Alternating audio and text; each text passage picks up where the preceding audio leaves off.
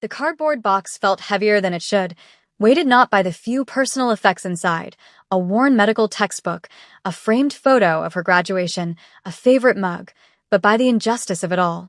Imani Wells pushed open the heavy glass door of Seoul General Hospital, the crisp November air slap against her flushed cheeks. It wasn't just cold, it was indifferent. Just like the disciplinary board.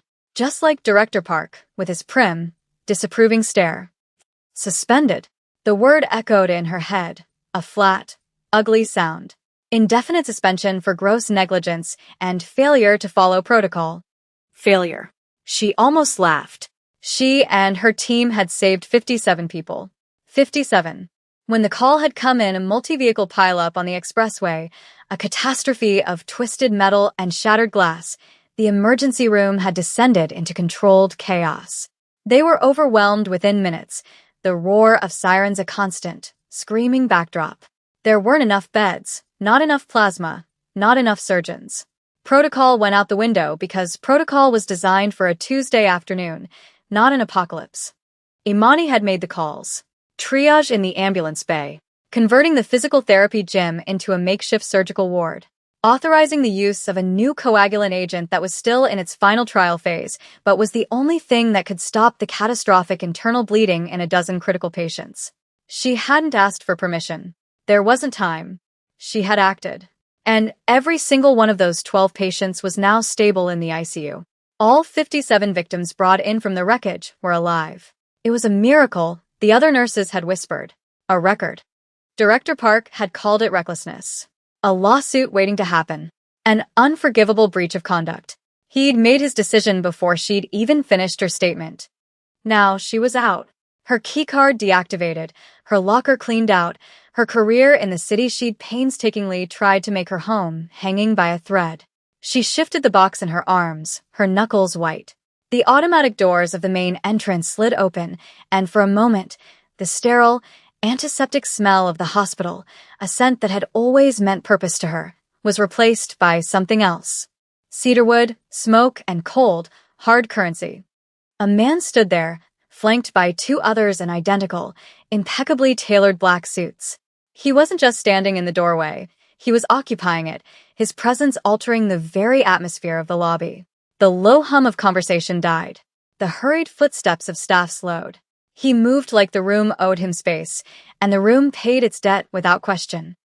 He was tall, his frame lean but powerful under a dark gray suit that probably cost more than her car. His black hair was expertly cut, every strand in place. But it was his eyes that held her.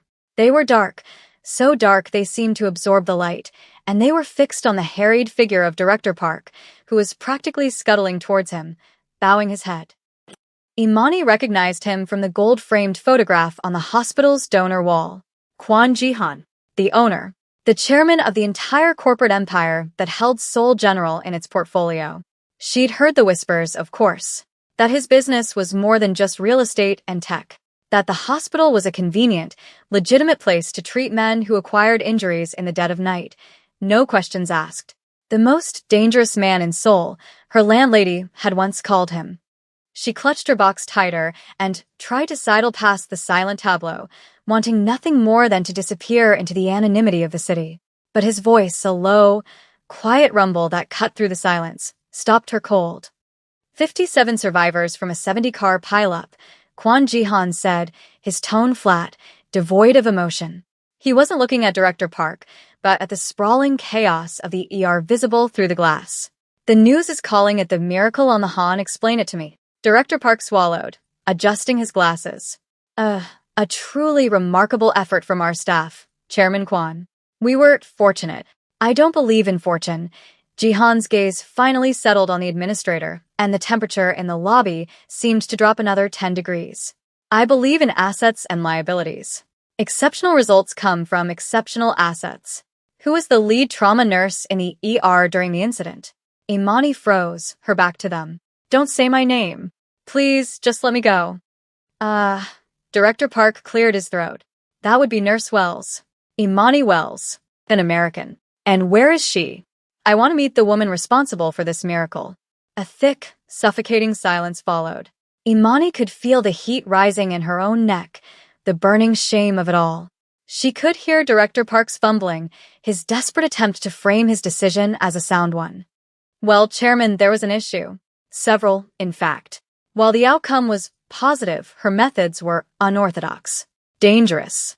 She violated nearly 24 hospital regulations. A serious breach of protocol. To protect the hospital from future liability, I had no choice but to place her on immediate, indefinite suspension. Kwon Ji-han didn't speak for a long moment. The silence stretched, thin and brittle, until it was more menacing than any shout. When he finally spoke, his voice was dangerously soft. You suspended the person who saved 57 lives for saving them. It was not a question. It was a statement of utter disbelief. To protect the hospital's legal standing, sir. The board agreed. I am the board. Ji-han cut him off, the words like chips of ice. And you are a fool. His gaze swept the lobby, dismissing the administrator as if he were a piece of furniture. His eyes landed on Imani, on the cardboard box in her arms, on the defiant set of her shoulders. He knew. In that instant, she was certain he knew exactly who she was. That was the moment everything changed. He took a deliberate step towards her, his two guards moving in perfect, silent sync. Director Park sputtered, trying to regain control, but Ji-han ignored him completely. He stopped a few feet from her. He didn't look at her face, not at first. His gaze dropped to the box, then to her hands, noting the tremor she couldn't control. Finally, his dark, unreadable eyes met hers.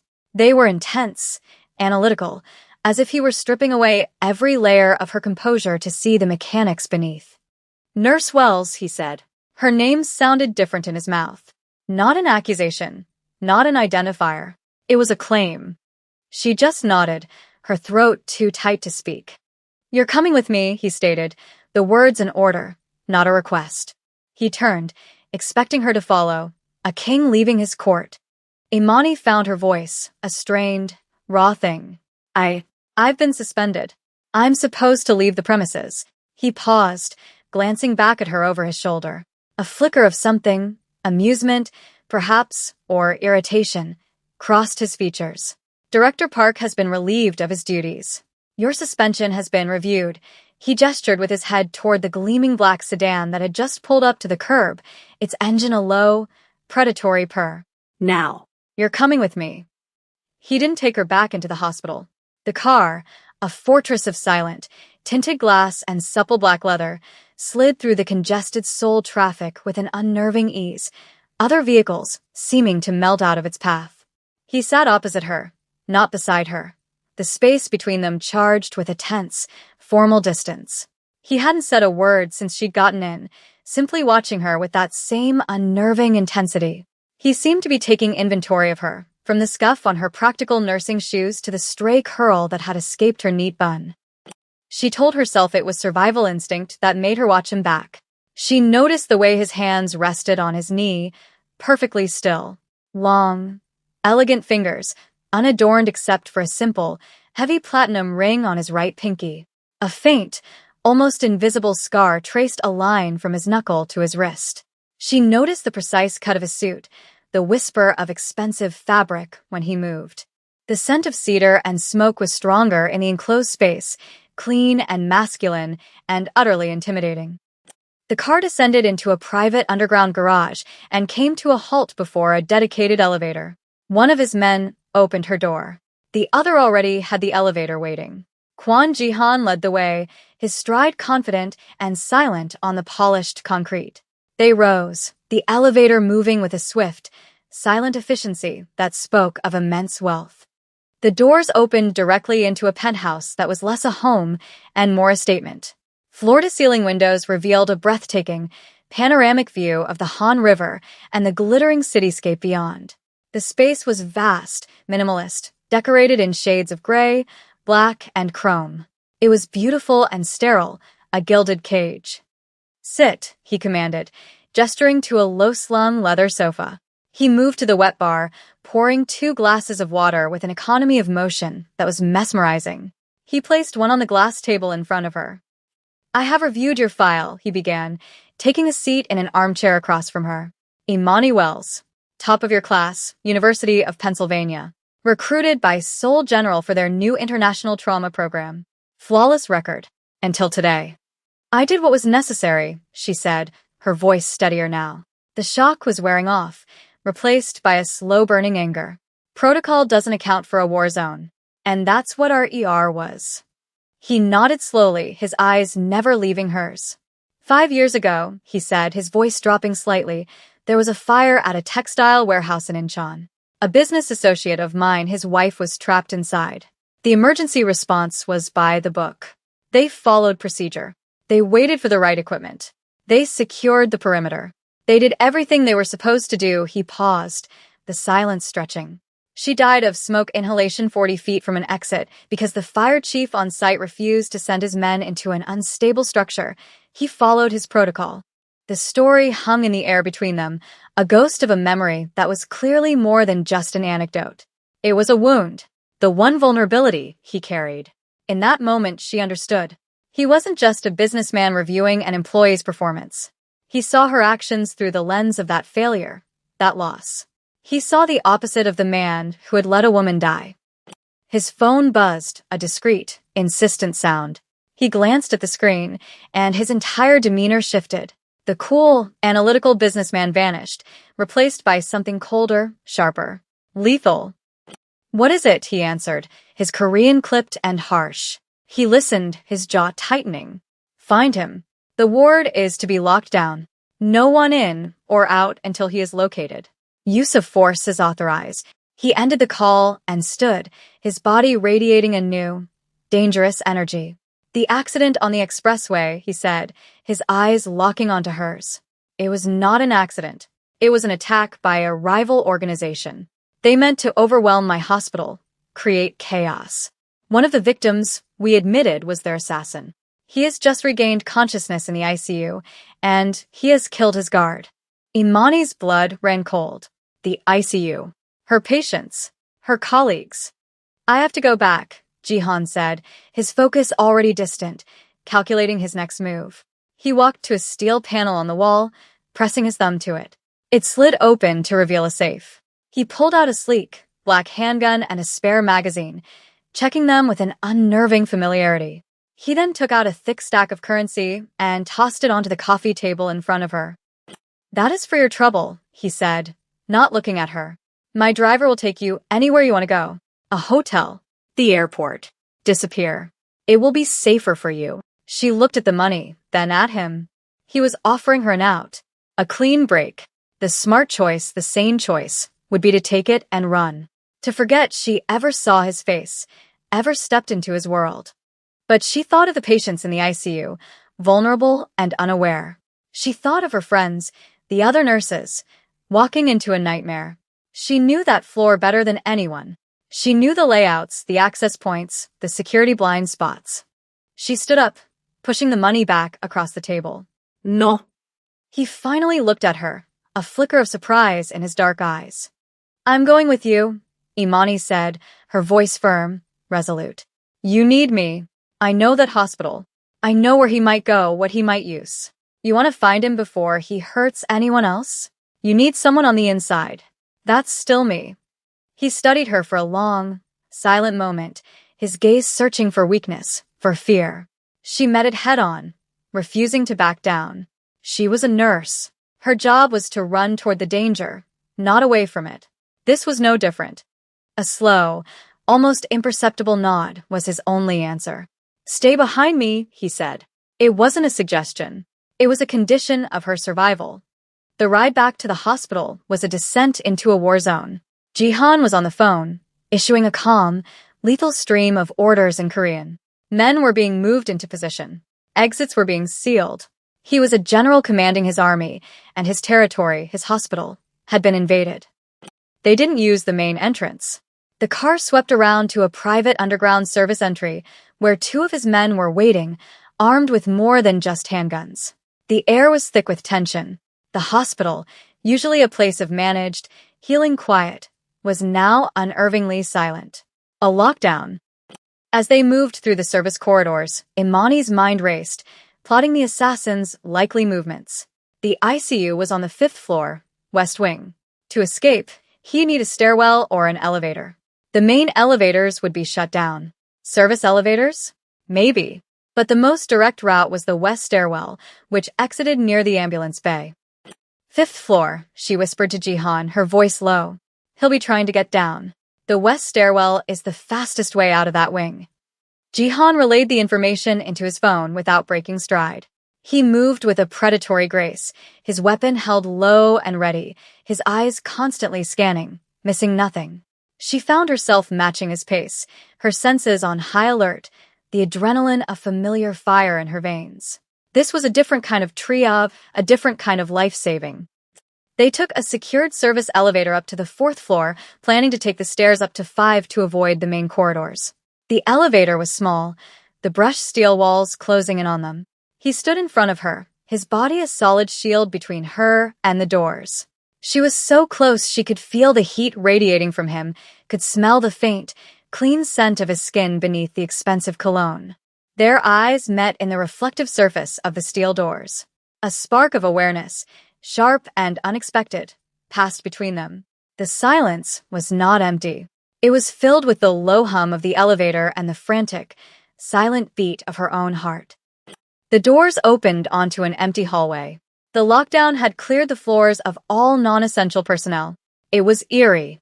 They moved toward the stairwell, Jihan in the lead, his steps making no sound on the linoleum floor. He held up a hand, signaling for her to stop as he eased the heavy fire door open a crack. A muffled shout from above, then a gunshot. Sharp, loud. Followed by another. Jihan didn't hesitate. He burst through the door and onto the stairwell landing, Imani right behind him. On the flight of stairs above them, 2 of his men were down. The assassin, a gaunt man still in a hospital gown, was rounding the bend to head down toward them, a gun in his hand. He saw Jihan and raised his weapon. Time seemed to warp, to slow down. Imani didn't think. She reacted. The assassin's line of sight was clear. Jihan was exposed.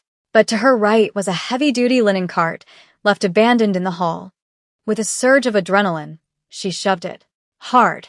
The cart, laden with hundreds of pounds of clean bedding, shot across the polished floor and slammed into the stairwell door just as the assassin fired. The bullet, meant for Jihan's chest, ricocheted off the steel doorframe with a high-pitched scream.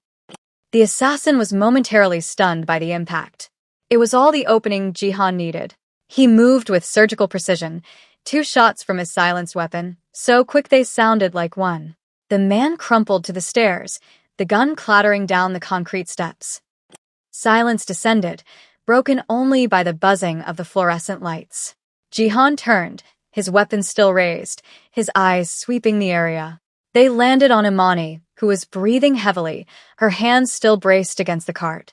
He walked over to her, his expression unreadable. He looked at her, then at the cart, then back at her. The intelligence in his gaze was sharp, assessing. He had been a target, and she had moved to protect him without a second thought. He had almost lost her before he even understood what she was. "You think like I do," he said, his voice a low murmur in the silent hallway. It wasn't praise. It was a statement of fact, a dangerous acknowledgement. You see the whole board, not just the pieces.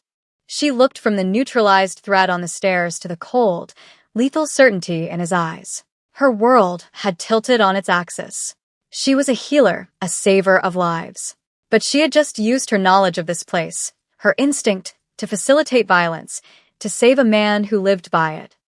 "I told myself I was just trying to get my job back," she confessed, the words tasting like ash in her mouth. "That's not true anymore."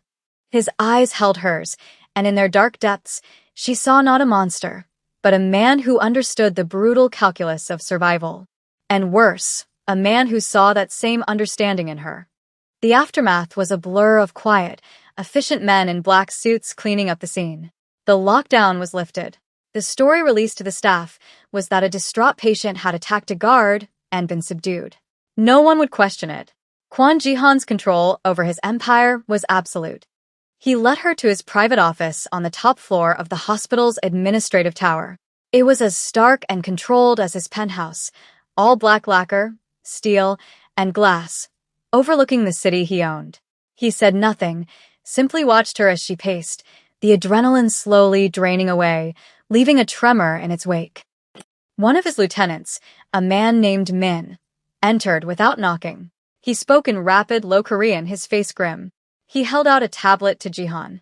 On the screen was a picture of her apartment building, of her front door. On the welcome mat sat a single, potted white orchid, its petals bruised and broken.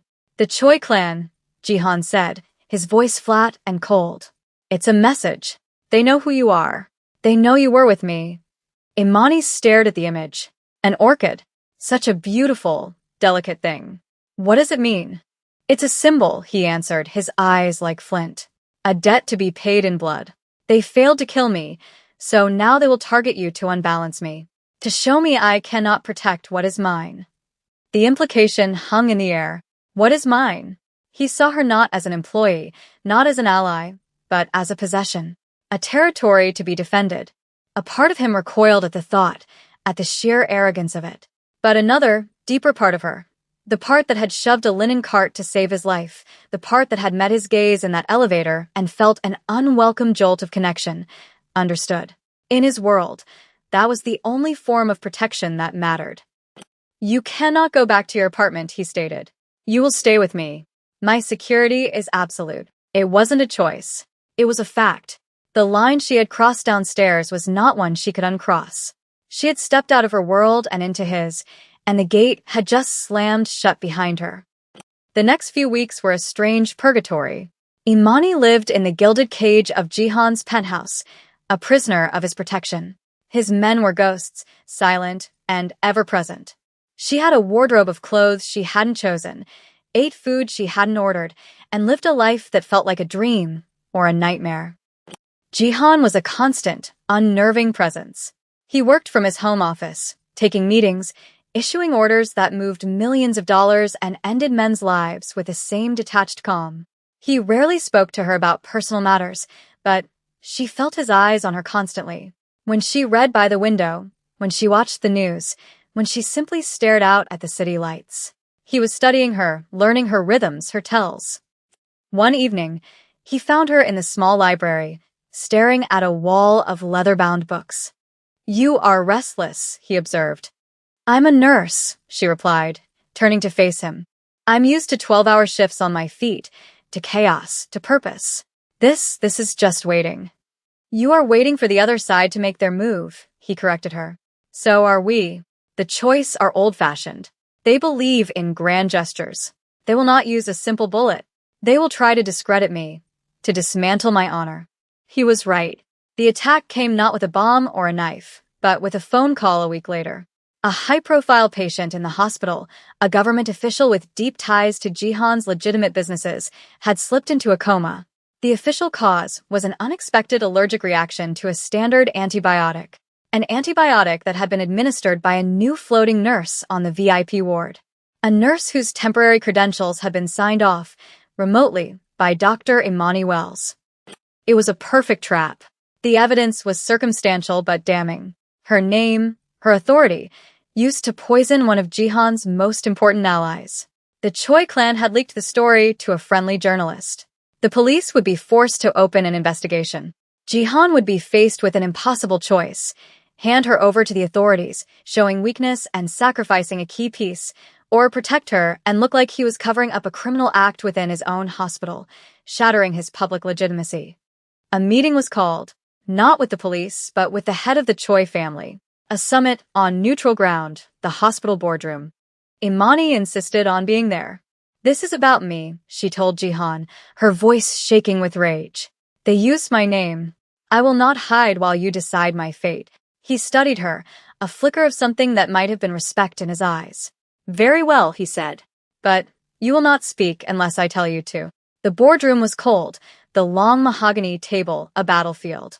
Choi Jinwoo, the patriarch of the rival clan, sat opposite them, flanked by his sons. He was an older man with a deceptively gentle smile. "Chairman Kwan," Choi began, his voice smooth as silk. Un tragique accident. "It reflects poorly on the standards of your facility. To have such a catastrophic error occur. The public will demand accountability." Jihan remained silent, his hands steepled before him, his face a mask of stone. Choi's eyes slid to Imani. The nurse responsible. Wells. A foreigner. Perhaps she was not properly trained in our procedures. It would be best for everyone if she were to cooperate fully with the authorities. It would show that you, Chairman Kwan, are a man who values justice above personal loyalty. This was it. The move. He was offering Jihan a way out that would simultaneously cripple him. Imani's heart hammered against her ribs. Jihan had told her not to speak, but she was not one of his soldiers. She was not a pawn to be sacrificed. She looked at the file on the table in front of them, the patient's doctored chart. She had spent the last 24 hours memorizing every line of it. She pushed her chair back and stood up. Jihan's head snapped toward her, his eyes flashing a warning. She ignored it. The patient wasn't given a standard antibiotic, Imani said, her voice clear and strong, ringing with the authority of her profession. Every eye in the room fixed on her.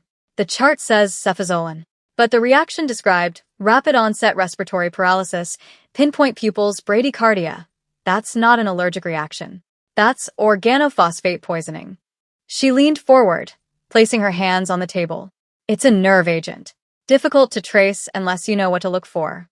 It can be administered in a saline drip and is often mistaken for an anaphylactic shock in a clinical setting. But it has one unique side effect. She looked directly at Choi Jinwoo. It causes profuse, uncontrolled sweating. I'd be willing to bet the patient's bedsheets had to be changed multiple times in the first hour. Sheets which I'm sure the compromised nurse on your payroll disposed of. But the initial paramedics report will mention it. Diaphoresis. It will be in the intake notes. A dead silence fell over the room. Choi's gentle smile had vanished. She had not only identified the frame-up, she had named the method, a chemical signature known to be favored by his more unsavory enforcers. She had taken their precise, surgical attack and turned it into a clumsy, traceable crime.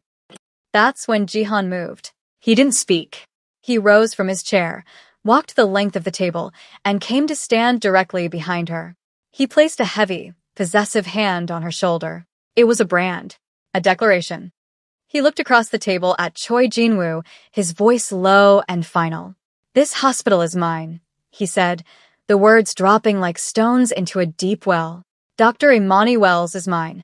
Any move against her is a move against me." His eyes narrowed, becoming chips of black ice. The debt for the orchid on her door is now due. It was the signal. The doors to the boardroom burst open, and Jihan's men, led by Min, flooded the room. The Choice were outnumbered, outmaneuvered, and utterly defeated. The fragile peace was shattered. A war had begun. But standing there, with the solid weight of Jihan's hand on her shoulder, Imani felt not fear, but a strange, terrifying sense of belonging. Weeks later, the city was different. The war was a quiet, brutal thing fought in the shadows, but its tremors were felt everywhere. Imani was no longer just a nurse and no longer a prisoner. She was something else entirely, something she hadn't yet put a name to. She stood on the penthouse balcony, the city lights a river of diamonds below. She wasn't wearing scrubs or borrowed clothes. She wore a simple black dress, elegant and severe. It felt like a uniform for her new life. She heard him approach, felt his presence before he spoke. He came to stand behind her, not touching, but so close she could feel the warmth of his body shielding her from the night wind. He didn't offer apologies or declarations of love. Such words were meaningless in his world. He dealt in truths. "They will never stop coming for me," he said, his voice a low rumble against the vast silence of the night. It was a promise, a warning, a life sentence. She didn't turn. She didn't flinch. She watched their two reflections in the dark glass of the window, her, still and resolute, him, a powerful shadow at her back, his eyes fixed only on her. "Let them come," she said. The choice was made. Not for a job, not for survival, but for the man who saw the warrior and the healer, and for the woman who was no longer afraid of the darkness, because she had found a king who reigned there.